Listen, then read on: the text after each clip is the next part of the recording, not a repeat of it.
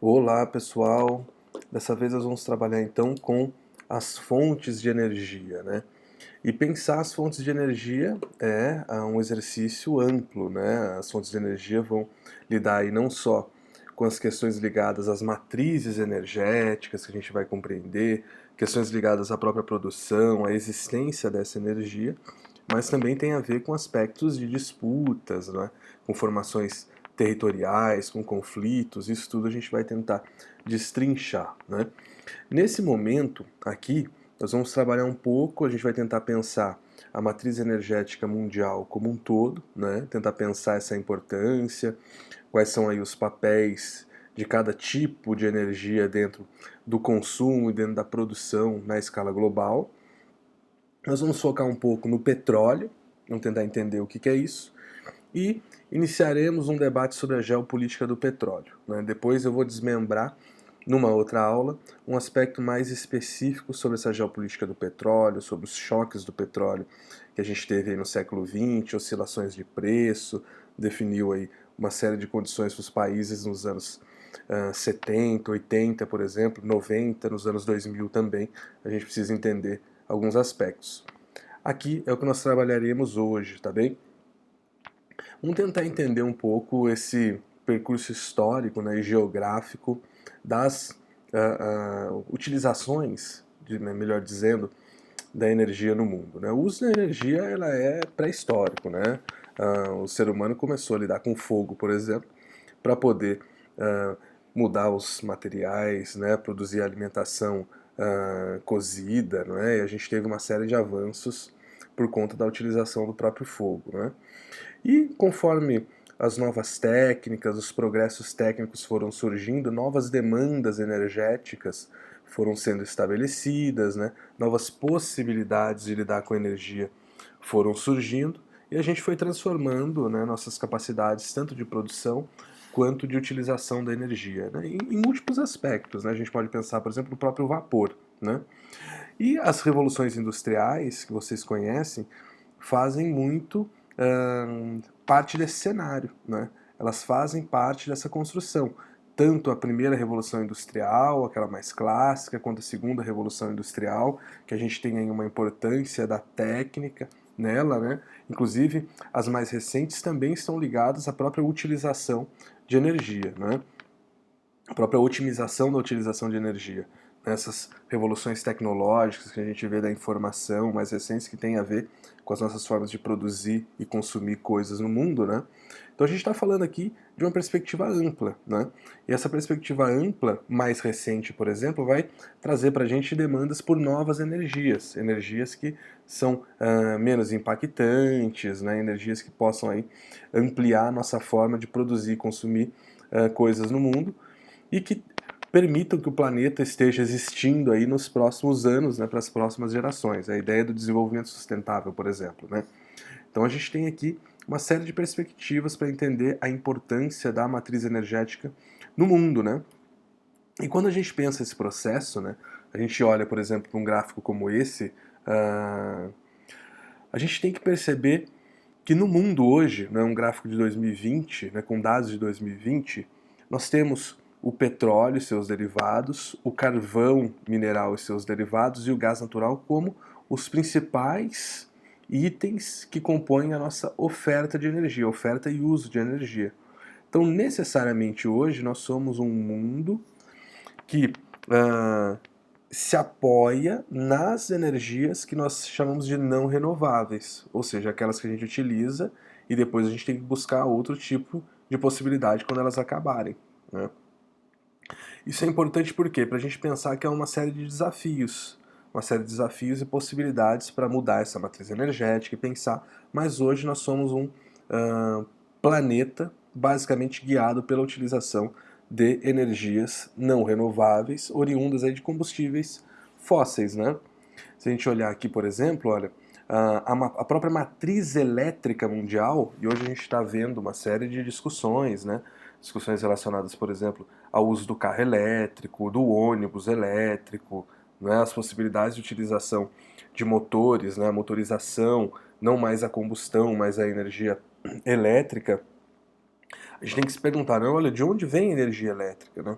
No mundo, se a gente olhar, né, boa parte dela vem da utilização do carvão mineral, da utilização do gás natural, por exemplo, né, do próprio petróleo, né, direto, e seus derivados, né? Mas olha a presença nesse gráfico do carvão mineral, né, que é queimado para poder gerar energia, por exemplo, em termoelétricas, né?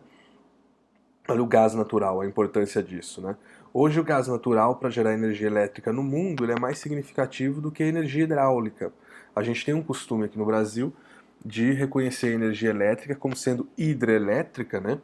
Porque nós temos uma matriz importante, né, de geração de energia elétrica pelos cursos d'água, mas isso não é uma regra para o mundo, né? A gente tem que pensar isso uma perspectiva mais ampla, né? Então, se a gente olhar para o mundo hoje, o mundo ele é basicamente um grande utilizador de energias provindas aí de combustíveis fósseis e até para gerar a própria energia elétrica nós temos uma importância enorme do carvão mineral e do gás natural, por exemplo, né? Em termos de consumo de energia, vocês podem perceber isso também, olha. O consumo de petróleo, o consumo de gás natural, o consumo de carvão. As energias renováveis são aquelas laranjinhas lá em cima, e a hidroeletricidade, por exemplo, elas são bem pequenas com relação à utilização das não renováveis, né? Isso aqui é um cenário alarmante para a gente pensar o mundo, né? E alarmante ao mesmo tempo, para a gente entender o processo histórico, a nossa demanda, a nossa necessidade, né? Hoje, calcada nessas principais matrizes que são não renováveis, que são fósseis, mas também para a gente pensar as possibilidades, as necessidades que nós temos de continuar desenvolvendo outras tecnologias para poder melhorar outros tipos de fontes energéticas, né? Aqui, vamos tentar inserir um pouco o petróleo, uma discussão sobre o petróleo necessariamente, né, nessa matriz, tentar entender ele um pouco. O petróleo é um hidrocarboneto, como vocês estão vendo, né?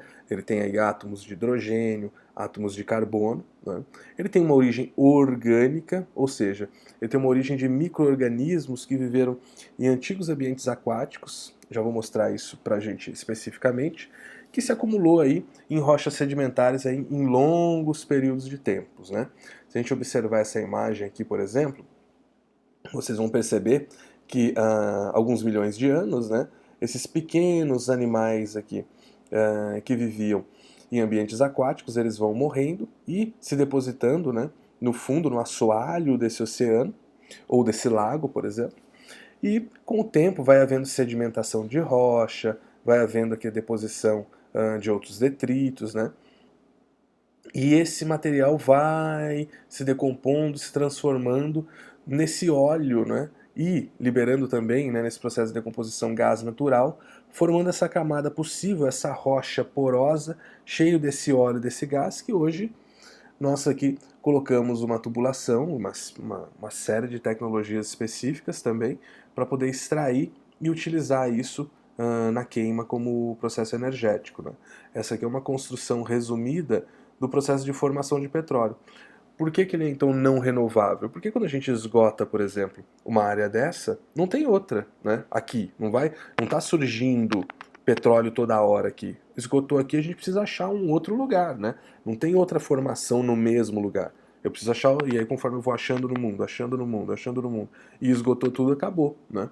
Então, muito do preço também do petróleo acaba sendo a própria oscilação do custo que existe para poder extrair ele, do custo que existe para poder utilizar o tipo de óleo, que tem petróleo que é melhor, tem petróleo que não é tão bom assim, né? O quanto está mais difícil achar, o quanto está mais difícil extrair. Então, isso tudo envolve uma série de discussões, né? Aqui para a gente entender os locais de produção e consumo no mundo, né? Distribuído aqui com dados de 2018, tá bom? Perdão, 2016, o mapa é de 2018. Esses dados aqui nos mostram, por exemplo, olha, que os Estados Unidos é um grande consumidor, também produz o petróleo, mas consome hoje mais do que produz, né? Aqui na nossa leitura do gráfico. O Brasil, por exemplo, ele consegue aqui no ano de 2016 um equilíbrio, né? Ele produz e consome, né? Mas tem uma relação de oferta de petróleo para o mundo, de compra e venda, depois a gente discute numa próxima aula. A China, ela é uma grande consumidora de petróleo no mundo, né? A própria Europa, né? O próprio Oriente Médio, né? A Ásia, essa distribuição Ásia, Sudeste da Ásia, aqui com uma importância, né? E outros locais com menos importância no consumo, mas com muita importância na produção, né? Como é o caso aqui do continente africano e também aqui do continente sul-americano, né? A Venezuela é um caso expressivo, né? Se a gente pegar aqui e observar a partir dessa produção, a partir desse consumo, né, nós temos uma espécie de discussão sobre a geopolítica do petróleo. O que isso representa, né? No que isso está inserido? Bom, na história do uso e das possibilidades de acumulação de capital, de acumulação de dinheiro, né? De recurso, de estruturas, de poder político, né? A partir do uso dessa fonte energética, né? Se a gente olhar para o petróleo, né, ele é descoberto, né, a chamada descoberta do petróleo, ela vai se dar em 1859, na Pensilvânia, nos Estados Unidos, e a partir daí começa a grande utilização dessa matriz energética.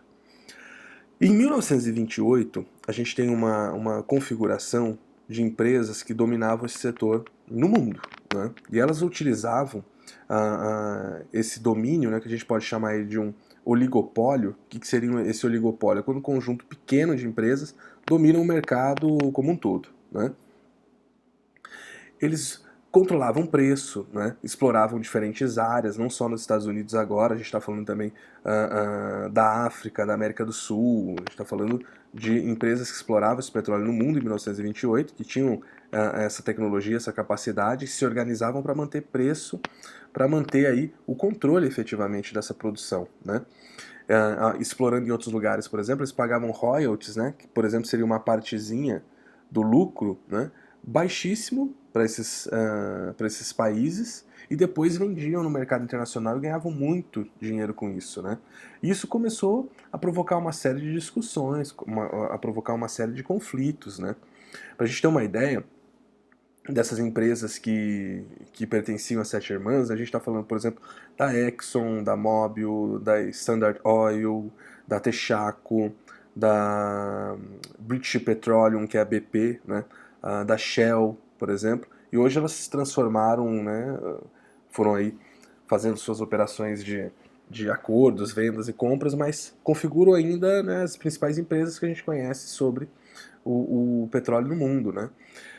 A partir desse conflito, né, desse controle, da necessidade desses países, dos interesses, né, começou a haver um processo de nacionalização do petróleo. Muitos países fizeram isso, o México fez isso, a Venezuela na época fez isso, o Brasil fez isso também.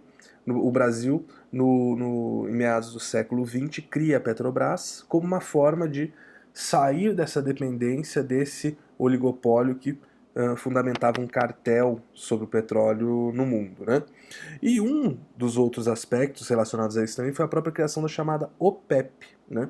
A OPEP, que é a Organização dos Países Exportadores de Petróleo, ela é criada com os países que mais produziam petróleo no mundo, para poder dar conta de criar também um poder político desses países junto desse cartel inicial que comandava o petróleo no mundo, né? E a gente vai tendo uma série de disputas por poder, impactos econômicos, impactos de preços, impactos no desenvolvimento de alguns países, né? Durante o século XX, que a gente vai precisar destrinchar depois especificamente. São os chamados choques do petróleo, tá bom?